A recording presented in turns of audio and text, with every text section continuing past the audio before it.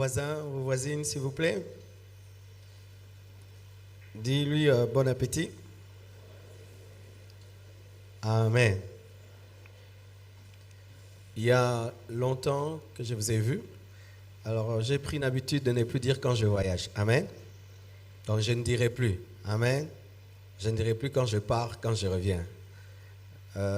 Dieu nous a fait grâce. Nous étions en Afrique du Sud pour apporter la parole de Dieu. Nous avons fait 3 jours à Val, qui est notre extension.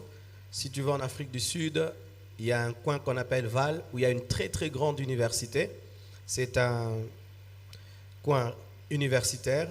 Nous avons notre extension avec le pasteur Papi. C'est un médecin, mais il est à la fois pasteur. Et nous y étions pendant 3 jours. Ensuite, nous sommes allés à Cape Town pour 3 jours pour apporter la parole de Dieu dans l'église La Borne, qui est tenue par mon petit frère, qui est aussi pasteur.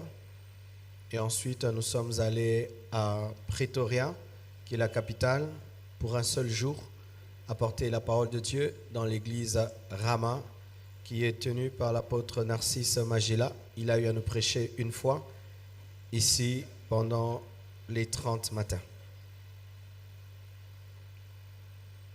Il fallait que je puisse apporter la parole de Dieu le vendredi au culte des femmes, mais j'ai été frappé par une grippe qui m'a sérieusement dérangé et je n'ai pas pu venir vendredi pour avoir le temps de guérir, et Dieu m'a guéri depuis ce matin.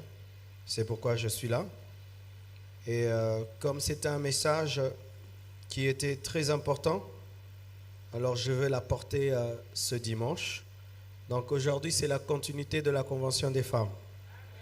En soi, on clôture aujourd'hui. Comme ça, les femmes qui n'ont pas pu participer seront récupérées et les hommes qui ne viennent jamais aux conventions des femmes seront bénis. Amen. Le thème de mon message ce matin, c'est « Femme, retrouve ta place auprès de ton mari ». Tu peux dire ça à ton voisin? Ce message ne concerne pas seulement les mariés. Ça concerne les célibataires, parce que les célibataires aussi font des très mauvais choix. Ça va t'aider à faire un bon choix si tu es célibataire. Et ça va t'aider à être une bonne femme si tu es célibataire. Ça va restaurer les couples qui ont déjà des problèmes, qui sont en train de se déchirer. Donc ce message, c'est pour tout le monde. Amen. Ce n'est pas seulement un message pour les femmes, c'est un message aussi pour les hommes. Nous allons nous tenir debout enfin de lire la parole de Dieu. Nous sommes dans Genèse 2, versets 15 à 25.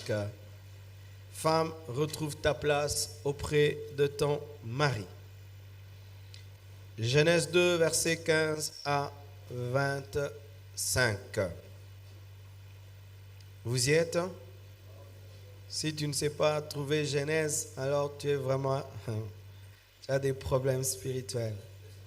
Tu n'es pas malade spirituel, tu as le beau kono. Genèse 2, 15 à 25. On peut lire? 1, 2, 3. Allons-y. L'Éternel Dieu prit l'homme et le plaça dans le jardin d'Éden pour le cultiver et pour le garder. L'Éternel Dieu donna cet ordre à l'homme. Tu pourras manger de tous les arbres du jardin, mais tu ne mangeras pas de l'arbre de la connaissance du bien et du mal, car le jour où tu en mangeras, tu mourras. L'Éternel Dieu dit, « Il n'est pas bon que l'homme soit seul, je lui ferai une aide semblable à lui. » L'Éternel Dieu forma de la terre tous les animaux des champs et tous les oiseaux du ciel, et il les fit venir vers l'homme pour voir comment il les appellerait, et afin que tout être vivant portât le nom que lui donnerait l'homme. Et l'homme donna des noms à tout le bétail, aux oiseaux du ciel et à tous les animaux des champs. Mais pour l'homme, il ne trouva point d'aide semblable à lui. Alors l'Éternel Dieu fit tomber un profond sommeil sur l'homme qui s'endormit. Il prit une de ses côtes et referma la chair à sa place. L'Éternel Dieu forma une femme de la côte qu'il avait prise de l'homme, et il l'amena vers l'homme. Et l'homme dit, voici cette fois celle qui est os de mes os et chair de ma chair. On l'appellera femme parce qu'elle a été prise de l'homme. C'est pourquoi l'homme quittera son père et sa mère et s'attachera à sa femme, et ils deviendront une seule chair. L'homme et sa femme étaient tous deux nus, et ils n'en avaient point honte. Acclamons la parole de Dieu, asseyez-vous. Vous allez également lire chez vous à la maison Genèse 3, 1 jusqu'au verset 24. Il s'agit de tout le chapitre de Genèse 3 qui nous parle de la chute de l'homme, de la tentation de Ève et de Adam, qui nous parle de la malédiction qui est tombée sur l'homme après sa chute et de la promesse de la restauration dans Genèse 3, versets 1 à 24. La première chose, nous allons parler de quelle était la place de la femme auprès de son mari au commencement. Au commencement, quelle était la place de la femme auprès de son mari? Car pour comprendre pourquoi est-ce que Dieu demande la restauration de la femme, il faudrait comprendre d'abord quelle était la place de la femme auprès de son mari. Et cette place de la femme est cachée dans plusieurs phrases, plusieurs versets. D'abord, la Bible dit, il n'est pas bon que l'homme soit seul. La femme a été créée parce qu'il n'était pas bon que l'homme soit seul. Ça veut dire que si l'homme était bien tout seul, Dieu n'allait pas créer la femme. Amen. La femme a été créée afin de combler un vide dans l'homme, afin de combler la solitude de l'homme. C'était pour cela que Dieu avait créé la femme. La femme a été créée pour combler un vide. Lorsque une femme ne comble plus un vide et laisse un vide, elle oublie, elle ignore son rôle. La femme comblant le vide devient une amie, parce que l'homme étant créé seul, dominant sur la terre, était le premier roi de la terre. Et étant le premier roi de la terre, ayant toute la domination, toute la capacité, l'homme sentait un vide que Dieu devait résoudre en lui donnant une femme. Et si cette femme vient dans la vie de l'homme, mais n'arrive pas à combler ce vide, cette femme échoue dans sa mission. La femme a été créée pour combler le vide. Chère femme, même si tu n'es pas mariée, Dieu t'a créé pour combler le vide dans un homme. Et si tu ne te prépares pas à combler un jour le vide dans un homme, tu n'as pas compris pourquoi est-ce que Dieu t'a créé. Car maintenant, il y a des femmes qui veulent vivre pour elles-mêmes. Mais elles veulent le mariage. On les entend. Pasteur, prie que je me marie. Mais dans sa manière de réfléchir, tu sens qu'elle ne se prépare pas un jour à combler un vide dans un homme. Alors que Ève avait été créée pour combler le vide dans Adam. Nous trouvons un tel exemple dans Genèse 24 lorsque Dieu permet par Éléazar que Isaac puisse épouser Rebecca. La Bible nous dit que lorsque Rebecca est venue, Isaac fut consolé de l'absence de sa mère parce que Rebecca avait comblé le vide qu'avait laissé Sarah. L'homme qui va t'épouser, ma sœur, va t'épouser parce qu'il ressent un vide. Je me suis marié parce que je sentais un vide. J'étais le pasteur d'une bonne église, j'étais un pasteur déjà respecté et tout le reste. J'avais déjà une belle maison, j'avais déjà, je crois, une voiture, mais cela ne comblait pas mon cœur. Je ressentais la présence de Dieu quand je priais et tout, c'était bien, l'onction, mais il y avait un vide dans ma vie. La femme a été créée pour combler un vide, pour chasser la solitude. Et ce serait donc anormal qu'un homme continue à se sentir seul s'il est marié. Il est marié, mais il se sent seul. Il est marié, mais il sent en lui la solitude qu'il avait lorsqu'il était célibataire. Et il y a des hommes qui ressentent cela. Il est marié, il a une bague au doigt, il y a des photos de mariage qui remplissent la maison, mais il continue à ressentir la solitude qu'il avait avant même de se marier. Lorsque cela arrive, donc, ce mariage est un mariage raté. Quelle est encore la place de la femme auprès de son mari? Toujours dans la parole de Dieu. La Bible dit, je lui ferai une aide. La femme a été faite pour être une aide pour l'homme. Et là, j'aimerais d'abord parler aux hommes. Pour qu'on t'aide, tu dois accepter qu'on t'aide. Amen. Parce qu'il y a des hommes aussi qui ne permettent pas à leurs femmes de les aider. Ils connaissent tout, ils savent tout faire. Toi, assis-toi, tu es une femme, tu es une femme, tu es une femme. Mais il y a aussi des femmes qui deviennent des opposantes à radicales de leur mari. C'est-à-dire, si son mari voit rouge, elle doit voir blanc. Si son mari voit noir, elle doit voir toujours le contraire. Elle s'arrange toujours à avoir des avis contraires à son mari. Son mari peut être acclamé partout, mais c'est elle qui décourage son mari. Son mari peut être célébré partout, encouragé partout. Les femmes peuvent même aider son mari, mais elle n'aide pas son mari. Et j'ai toujours apprécié les femmes des politiciens. Une jeune fille peut grandir avec un rêve d'être médecin, d'être cela, mais un jour sur sa route, elle rencontre un jeune garçon qui a un rêve politique. Et ce jeune garçon demain devient un ministre et puis devient un président. Elle n'a jamais rêvé être politicienne, mais tout d'un coup, elle aussi commence à faire la propagande. Elle aussi commence à donner des polos aux gens. Elle va dans les hôpitaux. Elle aussi, elle entre dans la politique alors qu'elle n'a jamais rêvé être une politicienne.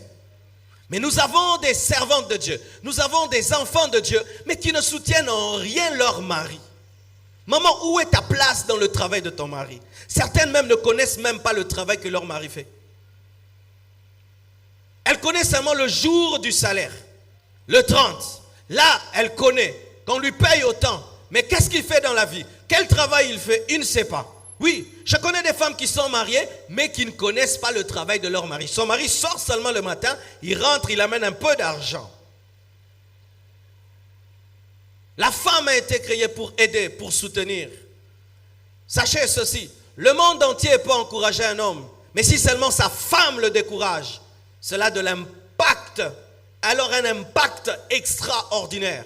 C'est ainsi que des fois, lorsqu'un homme échoue dans la vie, on va seulement voir dans son couple qu'est-ce qui se passe, parce que le découragement qui provient d'une femme a une puissance plus que la sorcellerie.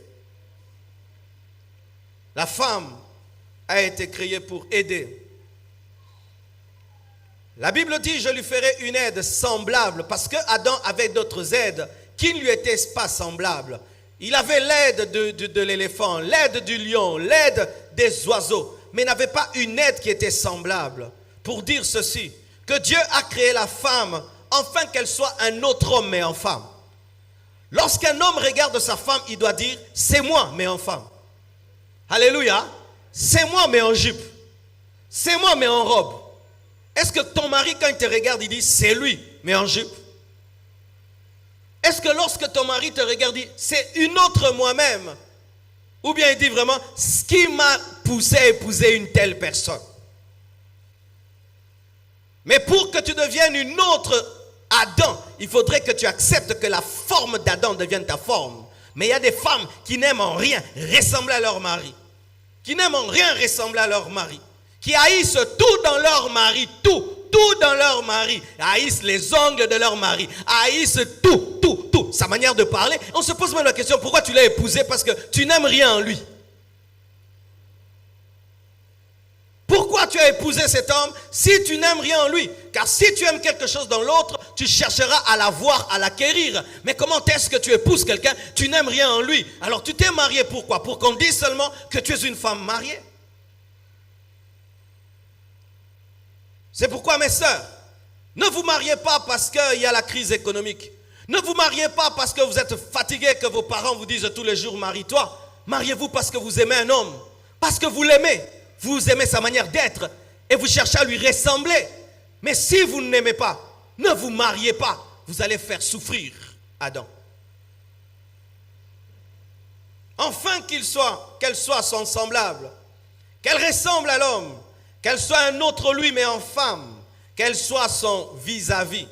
Dans le terme vis-à-vis, il y a le sens de la complicité, du partenariat, d'un miroir, afin que l'homme puisse se voir dans sa femme.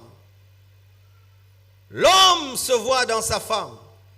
Et si tu veux voir la grandeur d'un homme, regarde sa femme. Amen. Regarde sa femme. Et là, j'aimerais parler aux hommes. C'est une honte, cher mari, que tu sois si bien habillé et que ta femme soit mal habillée. Même au culte, que tu sois bien sapé, mais ta femme est très mal habillée. C'est elle ton miroir, c'est par elle qu'on peut te voir. Que tu puisses rouler carrosse, mais ta femme marche à pied. Que tu puisses manger dans des restaurants, ta femme ne mange que de la chikwang et du pondou. Que tu puisses avoir des montres très très chères, mais ta femme est très mal habillée. C'est une honte. Car elle est le reflet de toi. On te voit au travers d'elle. Son vis-à-vis. Vis-à-vis veut dire aussi celui avec qui l'homme cause. Et de plus en plus, les femmes perdent l'habitude d'être le vis-à-vis de leur mari. Même manger avec leur mari. Je ne sais pas, il y a une certaine éducation qu'on donne au Congo et je suis contre cette éducation qu'on donne dans certaines tribus où la femme, elle est dans la cuisine, elle se brûle à la cuisine, elle se brûle, elle se rebrûle et après elle sert une table merveilleuse et elle ne s'assied jamais sur cette table, elle laisse les hommes avec les enfants manger, elle, son travail, c'est être à la cuisine. Maman, tu prépares la nourriture et puis tu t'assieds à table à côté de ton mari pour manger cette nourriture que tu as préparée. Tu n'es pas une esclave. Je dis tu n'es pas une esclave et tu n'es pas une esclave. Mais d'autres, ce n'est pas que c'est la coutume, non. Elles n'ont plus rien à partager avec leur mari. Le mari mange toujours seul. Chère maman, lorsque tu laisses ton mari manger toujours seul, comment est-ce que tu sauras qu'il apprécie ta nourriture? Et comment même tu sauras qu'il te trompe? Parce que quand on trompe une femme, on ne la trompe pas seulement sexuellement, on la trompe aussi gastronomiquement. Quand on trompe une femme, on commence aussi à manger ailleurs. Alors tu prends ta nourriture et puis tu la mets à table et puis toi tu t'en vas, tu le laisses. Alors est-ce que tu es sûr qu'il a mangé? Et si même il a mangé, comment il a mangé? Peut-être même qu'il jetait la nourriture au chien, peut-être qu'il jetait dans la poubelle, peut-être même que la moitié il a donné aux travailleurs. Comment tu sauras même? Chère maman, ce n'est pas parce que tu pries que tu ne dois pas savoir jouer au numéro 5. Ce n'est pas parce que tu pries que tu ne dois pas savoir jouer au numéro 5, être une bonne défenseuse de but. Ou tu peux savoir, mais non, ça fait une semaine que tu ne manges pas. Tu manges où? Non, excuse-moi, au boulot maintenant, entre les pauses là, nous mangeons sérieusement. Et tu peux savoir que peut-être c'est au boulot. Mais quand vous prenez la nourriture, vous préparez et vous jetez à vos maris, ce sont des chiens. C'est le chien à qui on donne la nourriture et puis on s'en va. Quand on a un chien, on met la nourriture, on part. On ne dit pas bon appétit, on ne reste pas là pendant que le chien mange. Mais moi quand même, le chien que j'avais pendant qu'il mangeait, j'étais là aussi pour voir si elle va terminer. Donc il y a même des maris qui sont moins que des chiens. Oui. Charlotte, quand elle mangeait, j'étais là à côté en train de voir comment Charlotte mange. Ça me faisait plaisir de voir comment est-ce qu'elle mange, ce que j'ai acheté pour elle. Mais il y a des hommes, on leur laisse la bouffe. D'ailleurs, la femme ne met plus la bouffe, c'est le travailleur. Ce sont les domestiques qui mettent. Et madame est partie et le chien est en train de manger. Cher mari, ta femme te met la bouffe, elle part, tu dis reviens ici, viens voir comment je mange ta nourriture. Pourquoi? Quelle est la plus grande occupation d'une femme dans la maison? Mes enfants, mes chaises ou moi? La plus grande occupation d'une femme dans la maison, c'est son mari. Mais des fois, les femmes, vous êtes occupées à tout, sauf à l'essentiel, au roi de la maison. Jésus est le roi des rois, l'homme est le roi. Je ne suis pas Moulouba. Parce qu'il y a des gens, oh, pasteur, je ne suis pas Moulouba. Je suis un tiers seulement congolais, le reste, je ne suis pas congolais. Ce n'est pas un sang qui parle, c'est la parole de Dieu. Parce que, chère maman, lorsque tu laisses un vide, sache que la nature a horreur du vide et quelqu'un un jour comblera le vide. Quelqu'un un jour donnera à ton mari le temps que tu ne lui donnes pas et s'assiera à côté pour lui dire, tu manges. Et si on lui fait manger maintenant avec la cuillère?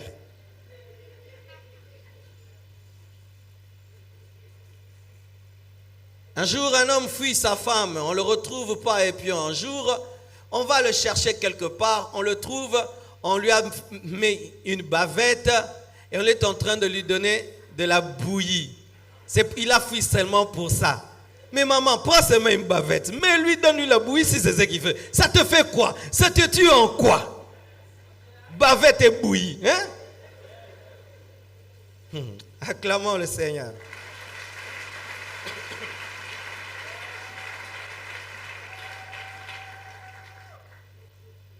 Écoutez une autre parole. Adam dit, voici cette fois-ci l'os de mes os, la chair de ma chair. Lorsque quelqu'un dit, voici cette fois-ci, ça veut dire que j'ai cherché et maintenant j'ai trouvé. La femme a été créée pour que l'homme ne cherche plus. Lorsqu'un homme trouve la femme de sa vie, il ne cherche plus. Il se gare. Amen. Hein? Il gare la voiture, il se gare. Mais si malgré qu'on t'a trouvé, on cherche, donc on ne t'a pas trouvé. C'est anormal qu'un homme puisse dire qu'il est marié, mais on sent que dans ses yeux, il cherche. C'est anormal qu'un homme puisse dire qu'il est marié, mais on sent en lui qu'il a toujours les petits séquelles d'un célibataire. Tu as trouvé ou tu n'as pas trouvé? Voici cette fois-ci, c'est-à-dire quoi? Je ne chercherai plus. J'ai trouvé le trésor que j'ai cherché. La femme est un trésor qui, lorsqu'on trouve, on ne cherche plus. On ne cherche plus. On l'appellera. On l'appellera. Elle ne s'appellera pas. On l'appellera. De la même manière qu'Adam a donné des noms parce qu'il était le supérieur de toute la création, c'est encore lui qui dit on l'appellera. Il a donné le nom, symbole de la supériorité, symbole du chef, symbole que c'était lui qui était au-dessus de la femme. Chère femme, c'est l'homme qui est le chef. Vous ne vous êtes pas appelé Ève, c'est nous qui vous avons appelé Ève. Votre nom de femme, c'est nous qui vous l'avons donné. Mais nous, le nom d'homme, c'est Dieu qui nous l'a donné. Vous êtes contre ça? Brûlez la Bible. Enlevez Genèse. Amen. Hein? On n'est pas chrétienne, on aime une partie de la Bible. Et lorsque la Bible parle de la soumission de la femme, ah moi je n'aime pas. Moi j'aime seulement les révélations, les dons, les prophéties. Non, vous devez prendre la Bible de Genèse à Apocalypse. Même quand la Bible parle que l'homme est le chef, prenez ça aussi. Ne prenez pas seulement côté corinthien. Alléluia. C'est nous qui vous avons donné le nom de femme. Pour dire quoi? Que la femme est subalterne à l'homme. Chère maman, même si tu as étudié plus que ton mari, c'est lui le chef. Même si tu viens d'une famille plus riche que lui, c'est lui le chef. Même si tu as un meilleur boulot, c'est lui le chef. Même si au boulot, c'est toi qui es chef, à la maison, c'est lui le chef. Alléluia. Au boulot, tu l'envoies, mais à la maison, c'est lui qui t'envoie. Alléluia. C'est lui le chef. Même si tu es plus grand de taille, c'est lui le chef. Amen. Moi, je dis toujours à ma femme, même si tu es moulaï, c'est moi le moulaï. C'est moi le chef. Même si Oracle est là, c'est moi le chef de la maison. C'est l'homme qui est le chef. Et sachez ceci, chère femme. Si tu refuses la place de l'homme comme chef, tu veux faire un coup d'état. Et sachez que le premier coup d'état n'a pas été fait par plusieurs que vous connaissez. Le premier coup d'état, c'est Ève qui a fait le coup d'état à Adam. Tu n'es plus chef, c'est moi. Premier coup d'état. La première rébellion, ce sont les femmes qui ont commencé ça sur la terre. C'est l'homme qui est le chef. Et quand on dit qu'un homme est chef, ce n'est pas un titre, tu dois le traiter comme un chef. Femme, est-ce qu'aujourd'hui vous avez traité vos maris comme des chefs? Quel est l'homme aujourd'hui qui peut témoigner qu'on l'a traité comme un chef? Lève les mains. Vous voyez, on a des blessés ici. Alléluia. Moi, entre le culte, on m'a traité comme un chef. On m'a donné des raisins, on a déjà enlevé dedans les graines. On m'a fait manger. Comme un chef. Alléluia. Et oui, je me suis senti bien. Mais c'est quoi les raisins? C'est rien. Mais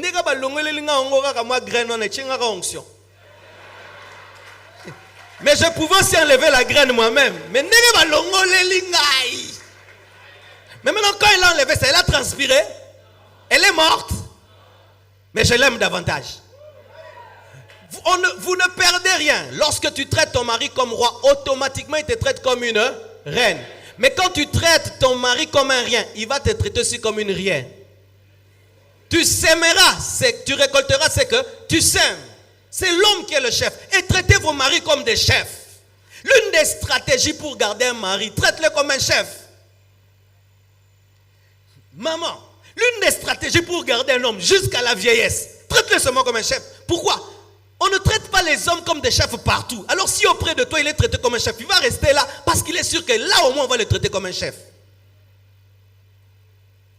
Est-ce que vous comprenez ce que je dis? Quand on te donne une belle voiture, on te dit cette voiture il faut l'entretien, n'est-ce pas? Il faut l'entretien. Tu sais que cette voiture, si je veux la garder, il faut l'entretien. Et après 1 mois, 3 mois, entretien. Un homme aussi, si tu veux le garder, traite-le comme un chef qui se sente roi dans ta présence. Aïe Gaïa.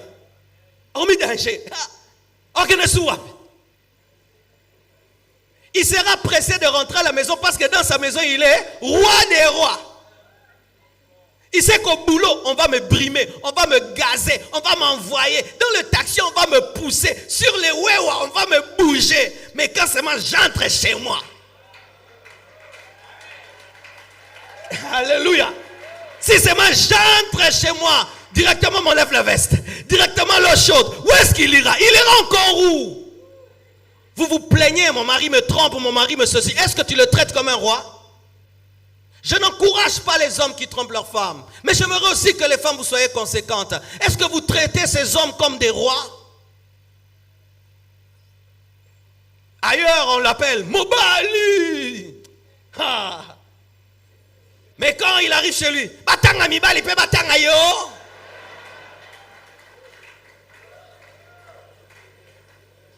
Ailleurs, on dit qu'il est, oh tu es intelligent. Mais chez lui, zoba mobali. Ailleurs, on l'insulte jamais. Mais toi, tu l'insultes combien de fois? Jusqu'à ce qu'il pleure. Toi, tu fais pleurer ton mari. Tu le fais pleurer, tu l'insultes et puis il pleure. Au point même, il doute d'aller au boulot. Il ne croit même plus en lui. Maintenant, il trouve une femme qui le célèbre, qui l'honore, qui le glorifie. N'est-ce pas que tu ouvres une porte à Satan? J'aime votre silence ce matin. Mes chères sœurs, ne pensez pas que lorsque vous vous mariez directement, vous êtes enlevé. Vous vous mariez parmi les kamikazes. Quand on dit ici, veut-il aimer? Oui, pour la vie, amen, amen. Est-ce que vous êtes enlevé? Même si vous marchez sur le tapis rouge, après vous revenez sur terre. C'est-à-dire que quand on te bénit, il y a des femmes qui ne craignent pas Dieu, qui sont là pour te remplacer, te créer des problèmes dans le couple. Ah oui? Il a été démontré aujourd'hui qu'il y a autant de divorces dans les églises qu'en dehors des églises. Nous devons être conscients qu'il y a des sérieux problèmes dans les couples.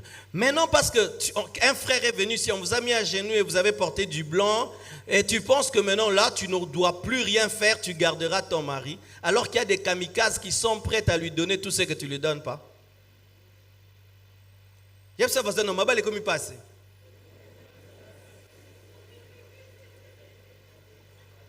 Ah, nakosi. Mabale comme il passe, si vous avez mobile au saranae.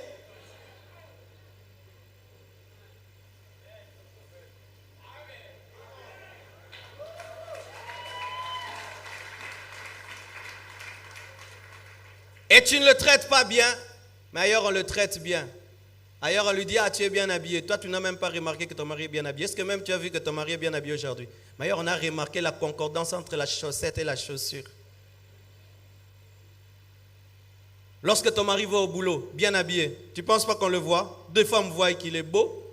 Deux femmes entendent qu'il est intelligent. Et lui aussi quand il sort, il va au boulot. Tu penses qu'il ne voit pas? Il voit. La preuve même, il ne fait pas des accidents. Parce que s'il ne voyait pas, il allait faire des accidents. Donc il voit. Si quelqu'un peut voir le feu rouge, donc il peut voir aussi une belle femme.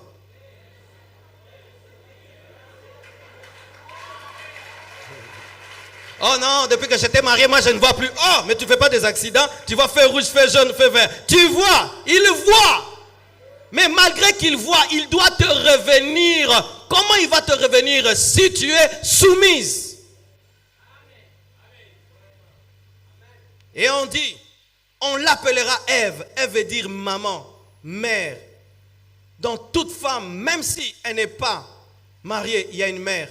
C'est pourquoi vous voyez une fille, elle demande une poupée. Une poupée. Quand tu dis, qu'est-ce que vous voulez que je vous achète? Tu entends la petite chiffre, poupée.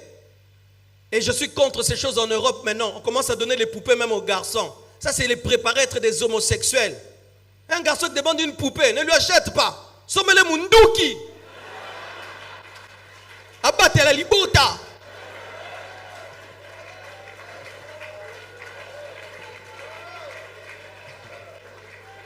Hein? Oh non, qu'est-ce que tu veux que je ramène? Tu entends ton garçon? Moi aussi, Barbie. Hein? Ne le gagne des box. Et tu vois la petite fille, même si elle est petite, elle aime jouer au bébé, à la maman. Parce que dans chaque femme, il y a une mère, il y a une Ève. Mais c'est que bizarre, toi qui veux te marier, tu maltraites les enfants. Tu maltraites les enfants. Si on te laisse des enfants, il faut voir les punitions que tu leur donnes. Pili pili na misu, pili pili na mapeka, temola maboko boye, hein? Des punitions terribles. Tu n'es pas une mère, tu as un mauvais cœur. Tu as un mauvais cœur. Tu feras souffrir tes enfants. Comment est-ce qu'on sait en avance déjà qu'une fille sera une bonne femme? C'est quand tu lui confies des enfants qui ne sont pas ses enfants. Cette femme prendra soin de ses enfants. Et telle personne, quand même elle se marie, n'ayant pas le cœur d'une mère, tu vas voir, elle s'habille bien, mais ses enfants s'habillent mal. Une mère qui est très jolie, mais ses enfants sont kwashokorés. Tu n'as pas honte de porter des beaux bijoux avec des enfants mal nourris? Tu n'as pas honte de porter des beaux bijoux avec des enfants qui ne vont pas à l'école? Tu n'as pas honte de porter des beaux bijoux avec des enfants qui sont mal habillés? Tu n'as pas honte de porter des beaux bijoux alors que tes enfants manquent de tout? Certaines mères arrivent même au point, l'argent qu'on leur donne pour les enfants, ils utilisent ça. Elles utilisent pour s'acheter des chaussures. Les enfants ne vont pas à l'école parce que maman devait acheter un super wax.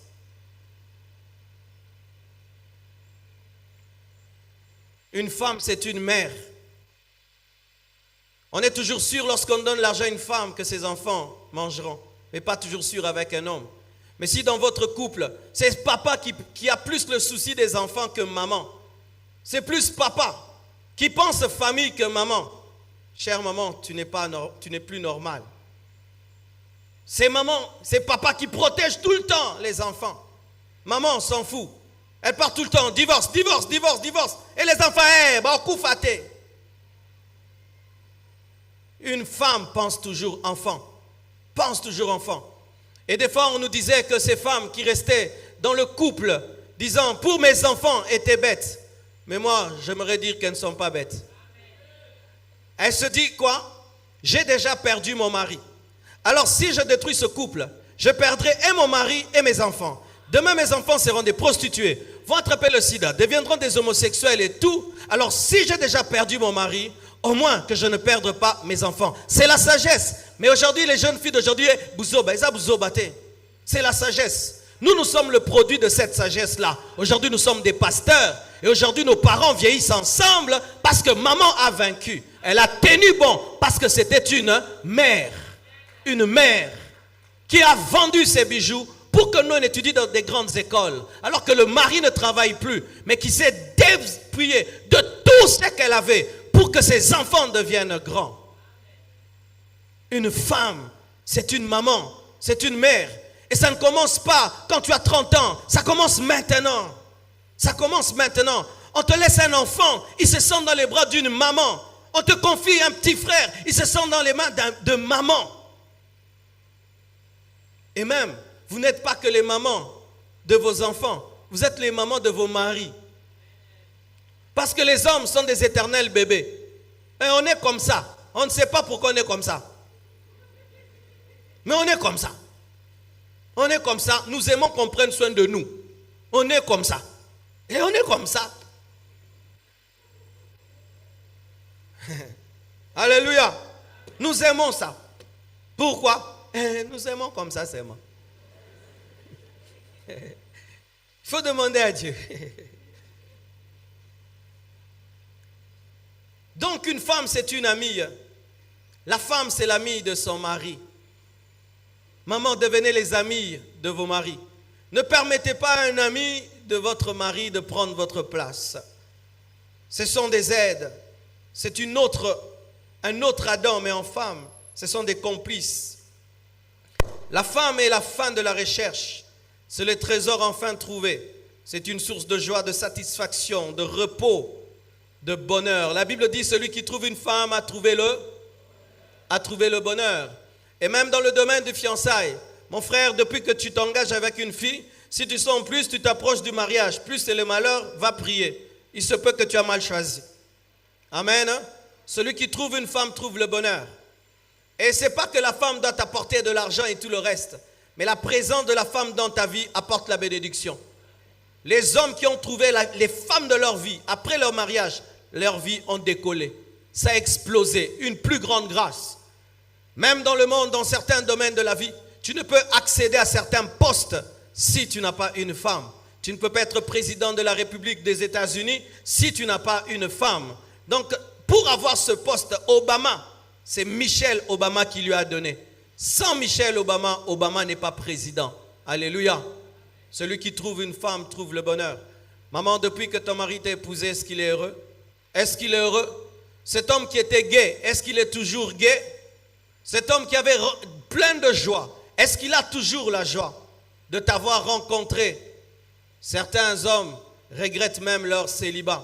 Tu le vois, tu as photo d'un célibat. Alléluia.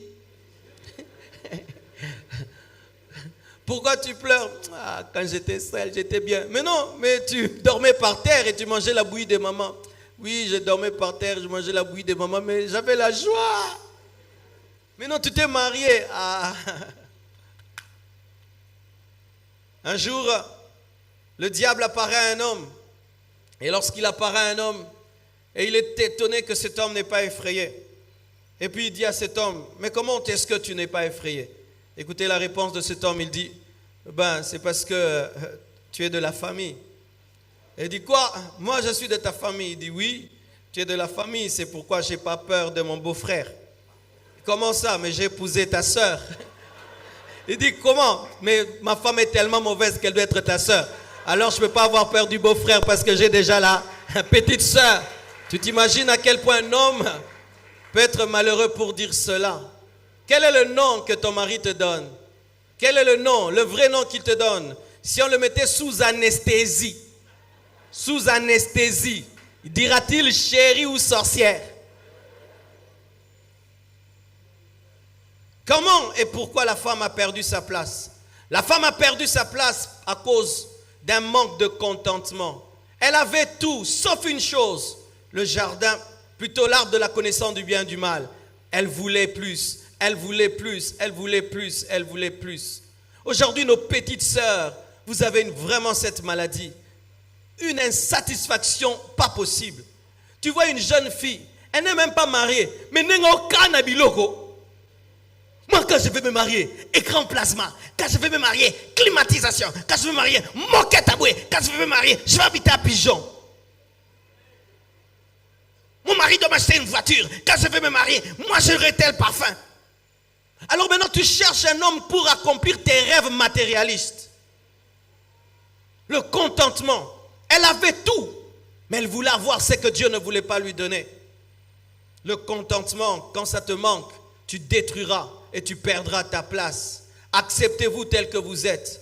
Acceptez ce que vos maris vous donnent. S'ils te donnent peu, bénis Dieu, glorifie Dieu. Ne prenez jamais l'argent de vos maris en les humiliant. Ça c'est quoi? Mets ça sur la table. Tchangwana, tchangwana, tchangwana. Ombongo, ombongo, et ombongo. Non, ça non nini. Zambi, nibali msusu babala. Qu'il te donne peu, va au marché avec joie. Que Dieu te donne des inspirations pour faire un gros foufou et tu bénis cela, les enfants mangent.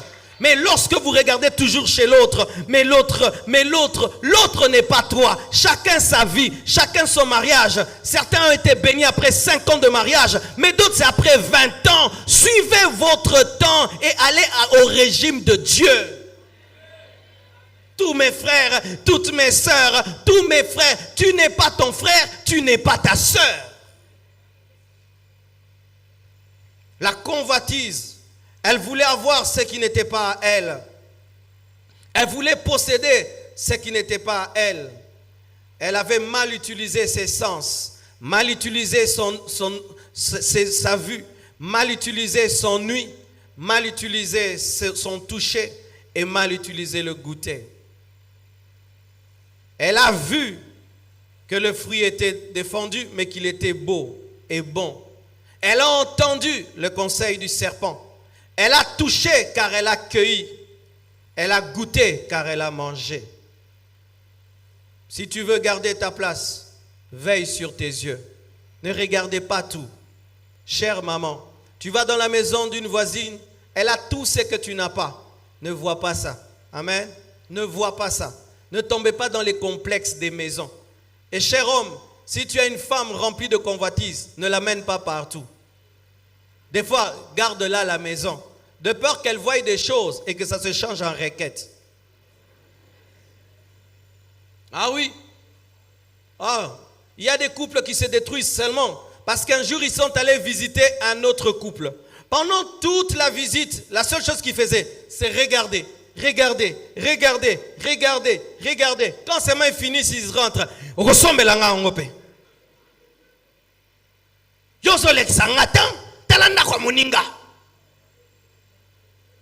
Alors si tu sens que ta femme est remplie de convoitise, ne l'amène pas partout. Garde-la à la maison jusqu'à ce qu'elle sera délivrée. Et si tu veux vaincre la convoitise, reconnais toujours, ça c'est à toi, mais ce n'est pas à moi. Dieu me le donnera en son temps. Mais j'aime ma maison, j'aime mon standard, j'aime mon confort. Je bénis Dieu d'être ce que je suis. Une mauvaise utilisation de lui, elle laisse ses oreilles au serpent qui finit par l'endoctriner. C'est vrai que parmi les femmes, il n'y a pas beaucoup d'infidélité parce que la plupart des infidèles, ce sont les hommes. Mais aujourd'hui, il y a maintenant des femmes infidèles. Et l'infidélité commence souvent par lui. Une belle femme comme toi, qu'est-ce que tu fais avec un tel mari? Oh, tu chasses ça. Demain, une belle femme comme toi, comment tu peux marcher à pied? Une belle femme comme toi, comment est-ce que toi tu ne vas pas en vacances en Europe?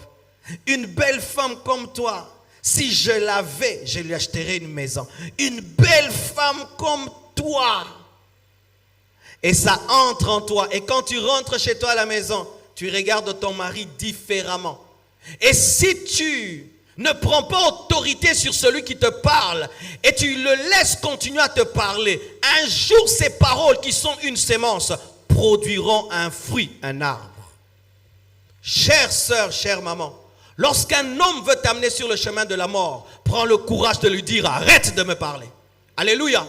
Prends le courage de lui dire arrête de me parler. J'aime mon mari et ne me parle plus. Mais si tu laisses un homme te parler, parce qu'un homme sait que si je dis à une femme qui est mariée, tu es une jolie femme et tu ne vaux pas un tel homme, une vraie femme qui aime son mari, directement elle va te blâmer.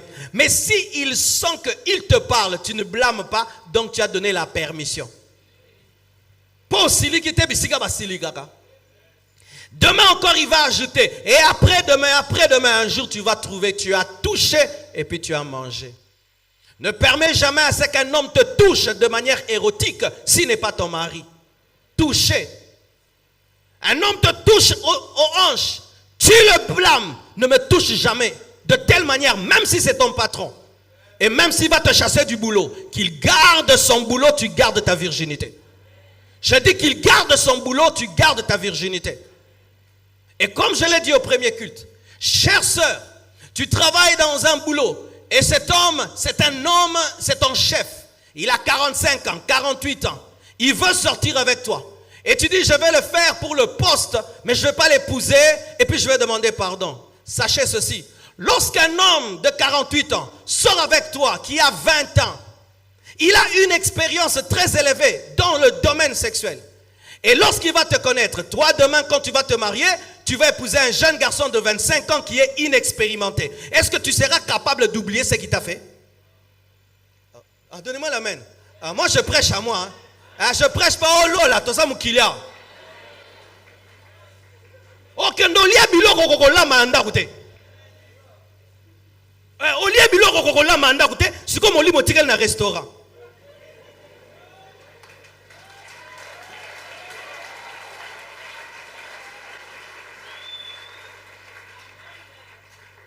Il marque tellement ton corps, il marque tellement ton esprit et ta pensée, même si tu ne l'épouses pas, tu te maries, mais il te poursuit dans ton mariage. Non pas comme un mari de nuit, mais par ce qu'il t'a fait.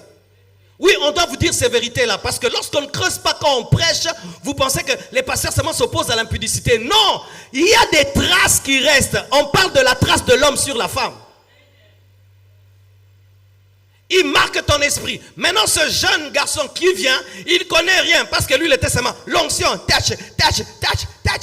Maintenant, il entre dans le mariage. Maintenant, ça vous fait 2 ans, 3 ans, 4 ans de problèmes. Et vous devez aller chercher des gens qui vont vous aider. Et si d'ailleurs vous avez de tels problèmes, venez nous voir parce que plusieurs mariages sont détruits au début. Quand vous ne dites rien. Tu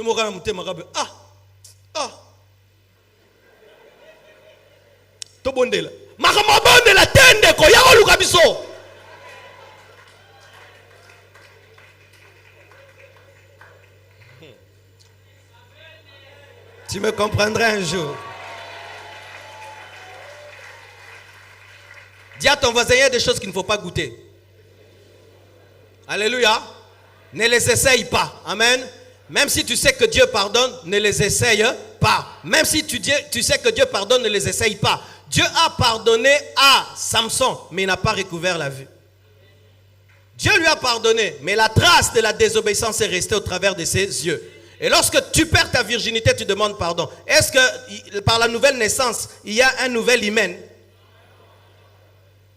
Si quelqu'un t'a cru, c'est une nouvelle créature. Il y a un comme un cigare.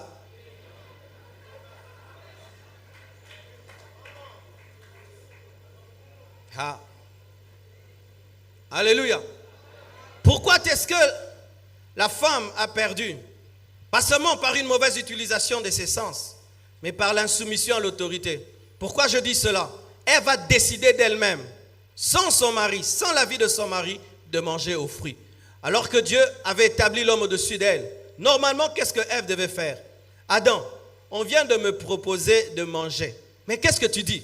Oh, je ne veux pas, on ne mange pas. Mais elle, d'elle-même, elle décide. Maman, est-ce que vraiment tu consultes ton mari pour décider? La plupart des temps, les femmes ne te consultent plus. Elles viennent seulement t'informer. Je sors. Je voulais te dire qu'aujourd'hui, je vais sortir.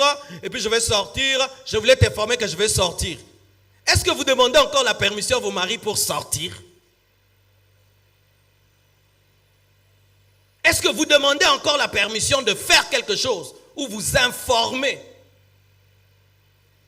Elle ne demande pas la permission, alors que c'est quelque chose de déterminant pour elle et pour son mari et pour son futur, mais elle prend la décision sans son mari. C'est de la rébellion. C'est de la rébellion. Si tu es incapable de consulter ton mari, tu es une femme rebelle. Si quand tu dis oui, ça doit être oui, même si ton mari dit non, tu es une femme rebelle. Si te soumettre à l'autorité est une chose difficile, tu es une mauvaise femme. Si accepter la décision de ton mari te fait mal, tu as une mauvaise nature. Il faut que tu implores la grâce de Dieu pour qu'il te transforme. Elle prend la décision toute seule. Pas seulement toute seule. Elle décide que son mari aussi va manger. Elle dirige même son mari vers la mort. Qui dirige votre maison? Est-ce que c'est ton mari ou bien c'est toi? Qui dirige votre maison? Pendant que je parle là, qui est vraiment chef dans votre maison? Qui dirige votre maison? Maman, si c'est toi qui dirige, et les enfants, et les travailleurs, et le mari, tu es maudite. Dirige tout le monde, sauf ton mari. Lorsqu'on a établi Joseph dans la maison de Potiphar, on lui a dit, tu diriges tout. Tu ne touches pas à ma chaise. Mais les femmes, des fois maintenant, avec l'autorité que la Constitution leur donne, dirigent et le mari et tout. La maison est en couleur blanche parce qu'elle a décidé ses couleurs blanches. Les chaises sont roses. Oui, il y a des maisons, tu entres, tu trouves que la décoration est féminine. Tu sens que ça, c'est la maison d'une femme. Elle décore la maison d'une manière féminine, comme si c'est la maison d'une femme. Fleur, rose. Bakousse.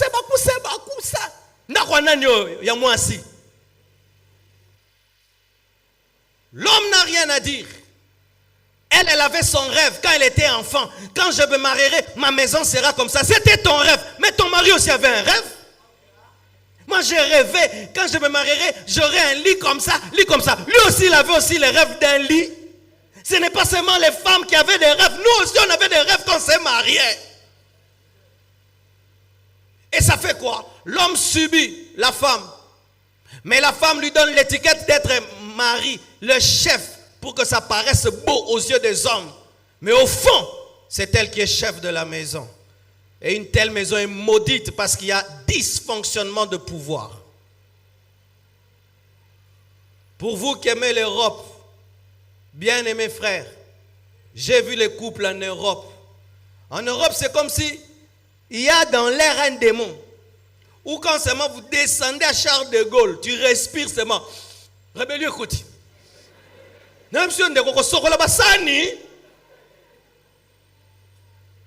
Et comme c'est ton tour de laver les assiettes, et c'est mon tour. Hein? Ah, c'est ton tour de porter le bébé, et c'est mon tour. Ah, pardon, moi je vais mourir. C'est pourquoi j'y vais une semaine, je rentre. Parce qu'il y a comme des esprits. Et les hommes aussi trouvent normal. C'est mon tour de préparer le pasteur. Tant, il faut que nous lamba. Hein? Ndeko. Vous pensez que les Blancs, c'était comme ça avant? Non. Étudiez l'histoire de la France, l'histoire de la Belgique. Les femmes étaient soumises aussi en Europe. Les femmes honoraient leur mari aussi en Europe. Ce qui arrive là, c'est la dégradation de leur culture. Et nous n'avons pas à prendre cela. C'est vrai que les hommes en Afrique aussi, vous exagérez. Vous brimez les femmes, vous les traitez comme des esclaves. Mais ce n'est pas que nous devons quitter une extrême pour une autre. Il faut rester dans l'équilibre. L'homme est le chef de la femme, mais l'homme doit aimer sa femme.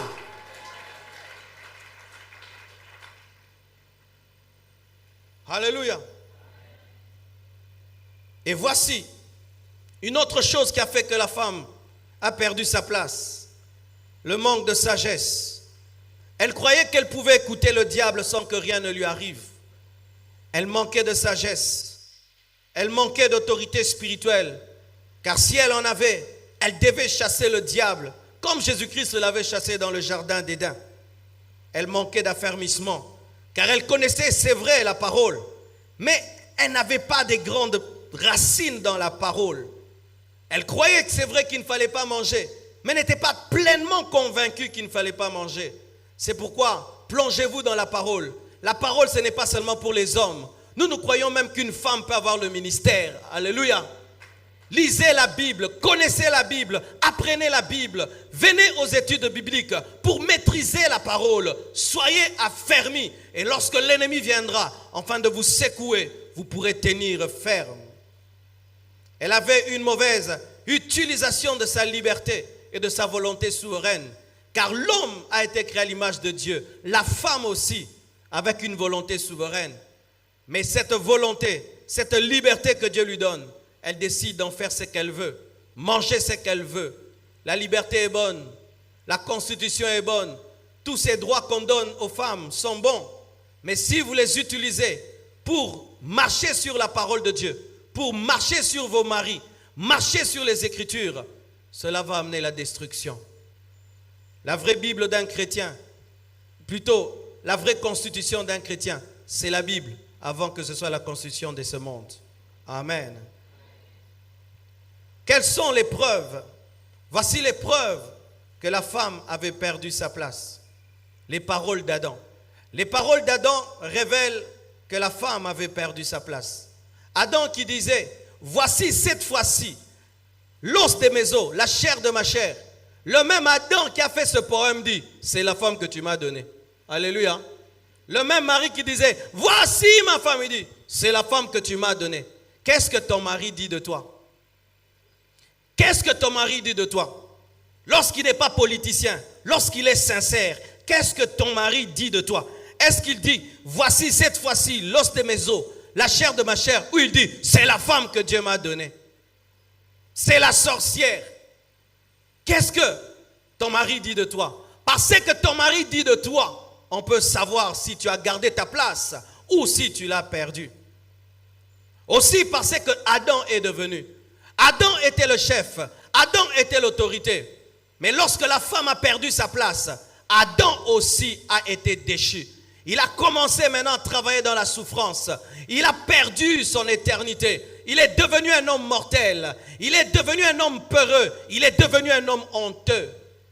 Ce beau célibataire qu'une famille t'a donné, qu'est-ce que tu en as fait?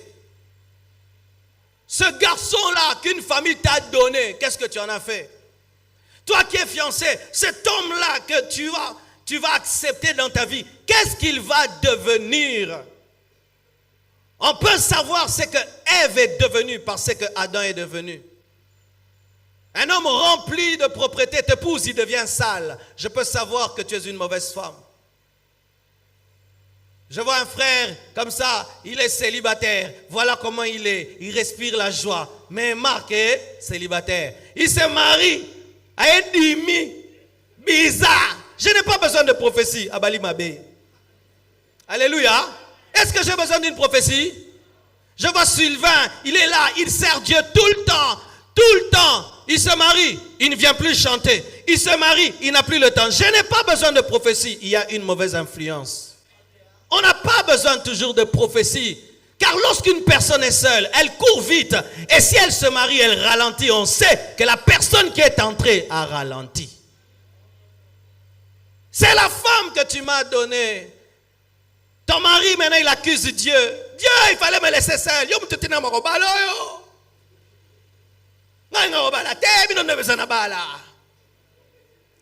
C'est pourquoi, chers frères et sœurs, si vous venez me voir au bureau pour que je vous dise de vous marier ou pas, moi, je n'ai pas de réponse. Je ne dis jamais rien. Vous ne savez pas? Je ne dis jamais rien. Vous savez pourquoi? Si je dis mariez-vous, pasteur,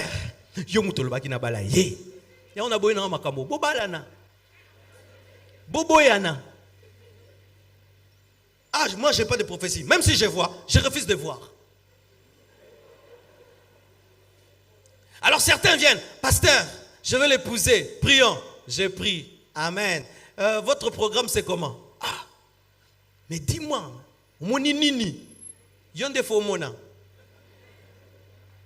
parce que si je te dis, épouse-la, et maintenant tu t'attends comme j'ai parlé, et donc c'est une prophétie, donc elle est parfaite, alors que même si la femme vient de Dieu n'est pas parfaite, car Rebecca n'était pas parfaite. Maintenant, quand il y aura des problèmes, tu vas tout mettre sur ma prophétie. C'est pourquoi je ne donne pas. 2. Si je te dis de ne pas l'épouser, et tu ne l'épouses pas, et tu veux épouser une autre, en dehors de la volonté de Dieu, tu vas dire, le pasteur m'a fait rater la femme de ma vie. C'est pourquoi, décidez vous-même. Moi, je prêche. Binobopon.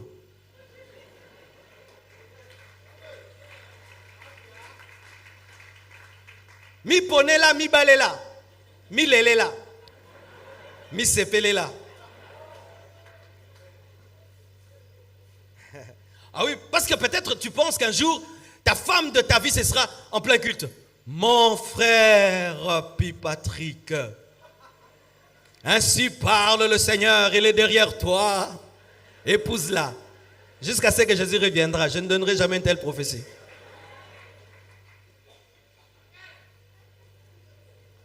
Tu la rencontres, tu l'aimes, tu vas prier, tu l'observes, tu pries. Tu observes, tu pries, tu l'observes, tu pries, tu testes ton cœur. Si tu l'aimes, tu pries. Elle est spirituelle, elle craint Dieu. Tu la présentes au pasteur, à ta famille. Tu l'aimes, tu l'épouses. C'est tout.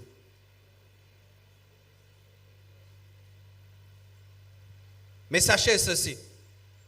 Ce n'est pas seulement Adam qui avait perdu. Ève aussi avait perdu.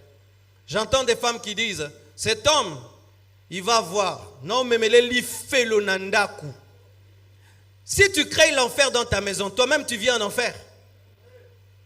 Quand tu dis, il va vivre l'enfer dans cette maison, je ne vais plus lui parler. Mais maman, mais quand tu ne parles pas à ton mari pendant 1 mois, toi aussi tu ne parles avec personne. Ce n'est pas seulement lui qui souffre. Toi aussi tu souffres du fait de ne pas parler à ton mari. Il va voir ce que je vais lui faire. Mais si tu griffes ton mari, il vient à l'église avec des cicatrices. Mais c'est toi, on va dire, mais tu as abîmé ton mari. Alors qu'est-ce qui se passe? Des fois, les femmes pensent que je vais demeurer une mauvaise femme et cet homme va souffrir. Mais non, tu vas souffrir parce que lorsque tu le fais souffrir, lui aussi te fera souffrir. Rassurez-vous, les hommes ont beaucoup de défauts. Mais aujourd'hui, je suis venu parler aux femmes. Amen. Parce qu'on a déjà fait la convention des hommes retrouvent ta place. Et qu'est-ce que Ève est devenue? Ève, lorsqu'elle a perdu sa place et que Adam a souffert, elle aussi, la Bible dit que tu accoucheras avec douleur. C'est-à-dire à chaque accouchement, Ève s'attendait à la douleur. Et je vous assure que cette douleur est terrible. Elle est terrible. Moi, je me suis arrêté à 3 enfants. Parce que j'ai vu, chaque fois que Blanche devait accoucher, elle était entre la vie et la mort. Et j'ai dit, je clôture. Seigneur, tu veux donner des enfants? Donne à ceux qui demandent au nom de Jésus. De ceux qui en ont, amen. 3 fois, mais j'ai dit c'est bon. Mais il y a des femmes qui ont accouché 13 fois. Vous êtes des bérets rouges. On doit vous mettre des insignes ici. 5 étoiles, général, major. Tu as affronté la mort 13 fois et tu n'es pas morte. Non, yo le qui est lombé. Et donc tu dis, maman, tu es très affronté, n'a pas 15 000 balais bakoufa. Hein? Et la souffrance est venue dans la femme parce qu'elle avait perdu sa place. Elle commençait à accoucher, mais avec des douleurs. Et je crois donc que la femme, au commencement, accouchait, mais sans trop de douleur. Elle avait comme les péridurales spirituelles. En elle, elle pouvait accoucher sans trop de douleur. La femme a commencé à être dominée par l'homme. La Bible dit, tes désirs se porteront vers ton mari et lui dominera sur toi. Au commencement, on nous présente un homme qui aime, mais là, on nous présente un homme qui domine. C'est alors que l'homme, au lieu de commencer à aimer sa femme, commence seulement à la dominer. Amène-moi ça, fais ça pour moi. C'est un mauvais signe. Lorsqu'un homme envers sa femme ne sait que montrer qu'il est chef, donc il n'aime pas sa femme. Parce que quand tu aimes ta femme, des fois tu oublies que tu es son chef. Vous commencez à blaguer, vous riez, elle devient ton amie. Tu oublies même que c'est toi le chef parce que tu l'aimes beaucoup. Mais si chaque fois ton mari a conscience que c'est lui le chef, il ne t'aime pas beaucoup. Parce qu'il pense tout le temps te dominer. Et tu sais pourquoi il pense tout le temps te dominer? Parce qu'il ne t'aime pas beaucoup. Parce que quand on aime beaucoup une femme, on oublie même qu'on doit la dominer. On oublie même qu'on est son chef. Mais là, l'homme aura tout le temps conscience, c'était une malédiction, qu'il doit te dominer. Il exploitera ta faiblesse pour te dominer. Alors qu'au commencement, il allait te protéger. Maintenant, il va te dominer. Lorsque tu perds ta place, ça devient une maison où quand le papa vient, tout le monde tremble parce que tu perds ta place.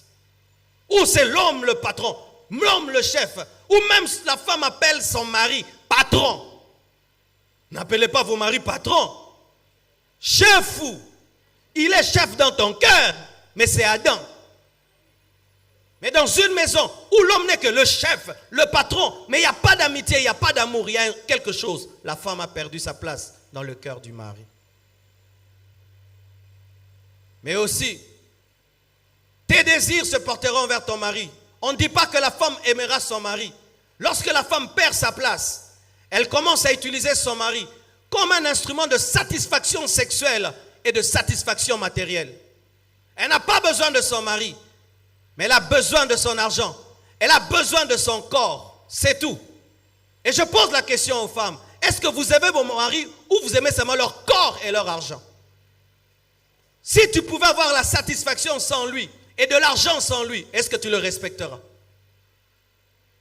Si tu pouvais être satisfaite sans lui et avoir de l'argent sans ton mari, est-ce que tu auras besoin de lui? Lorsque dans un foyer, La femme a besoin de son mari, rien que pour la jouissance et pour l'argent. C'est un foyer qui est malade. Comme maman Chantal a dit, et quand ce mari tombe malade alors, si tu l'avais aimé pour la jouissance, si tu l'avais aimé pour l'argent, et il tombe malade, il ne peut plus travailler, il ne peut plus te satisfaire, c'est là que les femmes fuient les hommes. Parce que tu avais besoin de lui quand il était en bonne santé. Maintenant, il n'a plus la santé. Il ne va plus te satisfaire. Maintenant, il n'a plus la santé. Il ne peut plus travailler et ramener l'argent. C'est pourquoi ce n'est pas bon que votre joie se manifeste qu'à la fin du mois, lorsqu'il y a l'argent. Que votre joie se manifeste lorsque votre mari vous a satisfait. Il y a des femmes qui ne respectent pas leur mari lorsqu'elles ne sont pas satisfaites. Regarde-moi. Oh, cocaté, oh, cocaté, oh, cocaté. Ah, t'es caca, oh, cocaté. Permettez-moi, je dis tout. Elle commence à manquer du respect à son mari. Parce que son mari est impuissant. Parce que son mari est faible. Parce que son mari n'y arrive pas. Parce qu'il n'est pas expérimenté. Parce que ceci. Et elle commence à lui manquer du respect. Certaines femmes, leur désobéissance, c'est parce que leur mari n'arrive pas. Commence à lui manquer du respect. Et comme elle sait que c'est un domaine où les hommes sont trop sensibles, en katama solo pa boyo fineti côté ana. Naloba. Oh, je sais ce que je dis. Oh, les mains, ne bougez pas. Naloba. Et tu entends des femmes qui jettent des parenthèses. Au moins, il va un pantalon. Pantalon, ne ça pas, mais.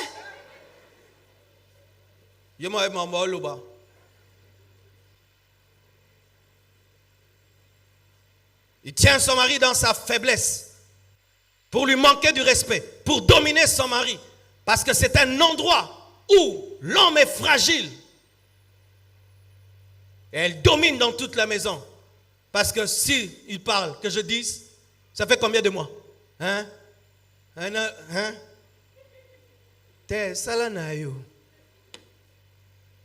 C'est pourquoi vous qui voulez vous marier, ne suivez pas les films. Les films ne disent pas tout. Il y a des réalités dans le mariage. Est-ce qu'il y a un marié qui est à côté d'un célibataire? Regarde-les bien. Dis, ah, ils ont jeté. Ah oui. Parce que des fois, on vous fait miroiter le mariage seulement dans le sens que romantique et tout. Non, c'est un lieu de responsabilité et de maturité.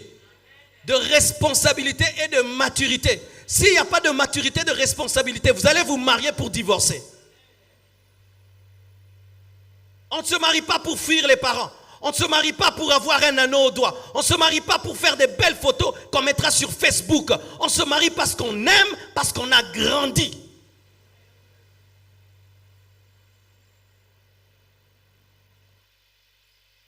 J'aimerais terminer. Comment retrouver la place? Comment est-ce qu'une femme peut retrouver sa place? D'abord, elle doit se poser la question, pourquoi est-ce que mon mari m'a aimé? Amen. Pourquoi est-ce que mon mari m'a aimé? Si ton mari t'a aimé pour une chose, et tu sens que tu as perdu cette chose, tu dois ramener cette chose en toi. Ton mari t'a aimé parce que tu étais une fille très propre. Maintenant, tu es devenue une femme sale. Redeviens propre. Ton mari t'a aimé parce qu'il y a des maris, hein, pas moi, qui aiment bien la cuisine. Donc, il y a des gens qui ont un niveau pas possible. Il y a des gens qui ont liboko. Maintenant, quand il t'épouse, tu ne prépares plus. Mais reprends la cuisine, commence à préparer. Ton mari t'a aimé parce que tu le soutenais, tu l'encourageais dans les moments difficiles. Mais commence encore à l'encourager. Pourquoi est-ce qu'il t'a aimé? Car des fois, nous voulons ramener un homme vivre avec ce qui n'est plus ce qu'il voulait. Je donne un exemple. Ton mari t'aime, tu es toute mince. Et puis dans le mariage, tu atteins 150 kilos. Et ça, c'est un véritable problème. Hein? Amen. Hein? Ah oui, je dois parler tout. Ton mari t'aime, tu étais mince. Maintenant, toi, tu te laisses aller, tu te laisses aller. Pas 150 kilos. Tu t'imagines dormir avec une femme de 150 kilos sur le lit? S'il fait ça, paiement.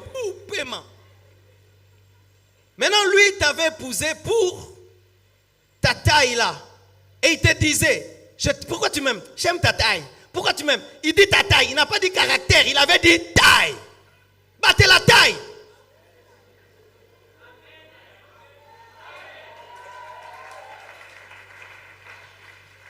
Ton mari te dit, pourquoi tu m'as épousé? Mwindu na yo, mwindu na yo. Battez la, mwindu ko parola choko, te.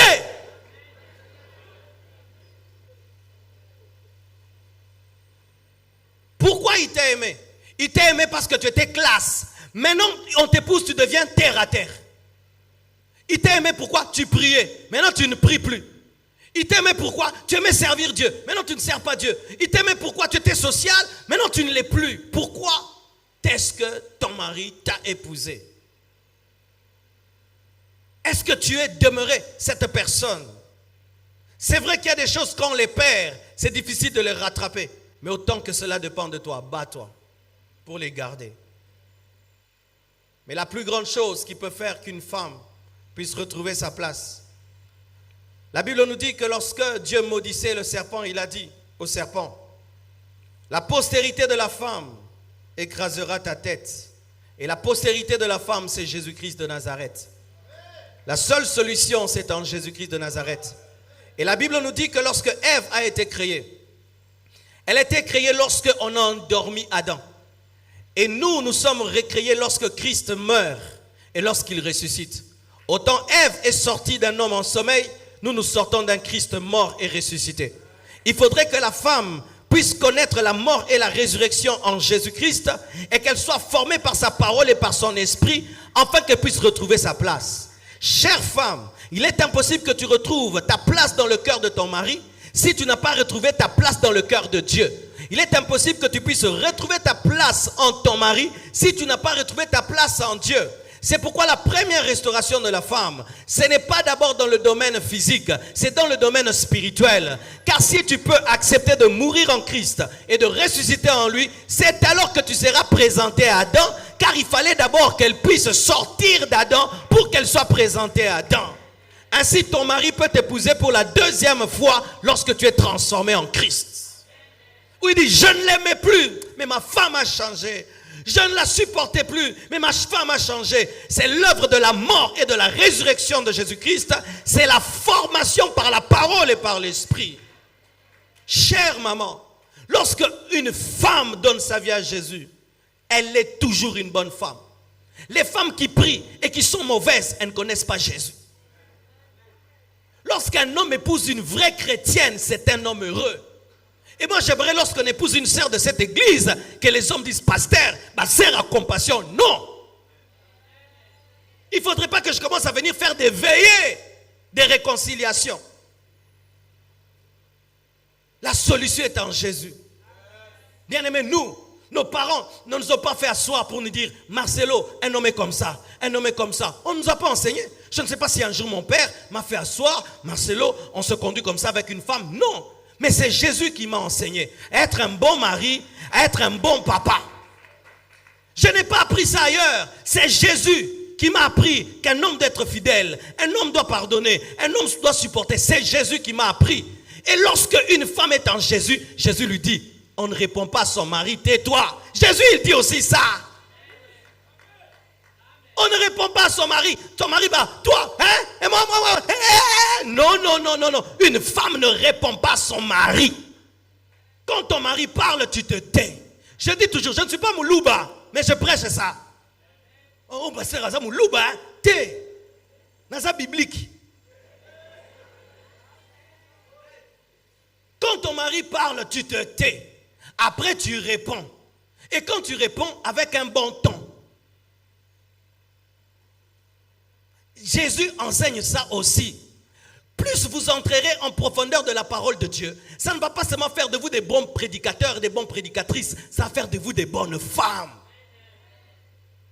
Des bonnes femmes, des femmes soumises, des femmes humbles, des femmes qui se contentent, des femmes bonnes à marier.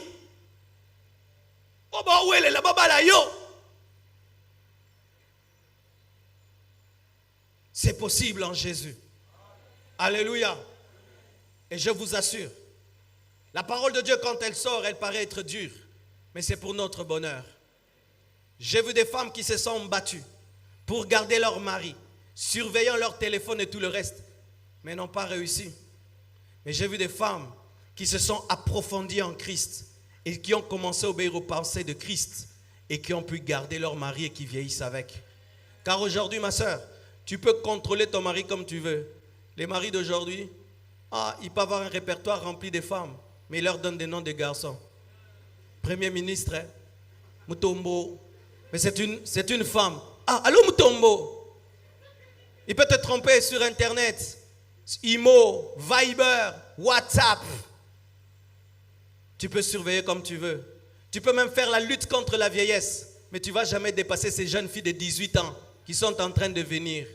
La seule chose, tu dois être une femme remplie de la parole de Dieu, de la crainte de Dieu, obéissant à la parole de Dieu.